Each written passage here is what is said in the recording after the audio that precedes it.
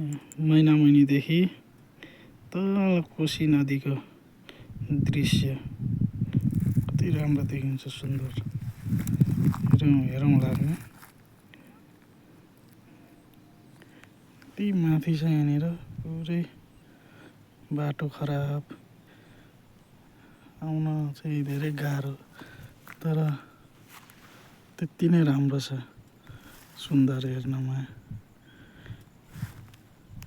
कति राम्रो ठाउँ छ यहाँ, चारैतिर पहाडै पहाड। अब त तल हेऱ्यो भने चाहिँ कोशी नदीको यति राम्रो सुन्दर दृश्य देखिन्छ। यसलाई घाम लागेर अलिकति मधुरो देखिरहेछ।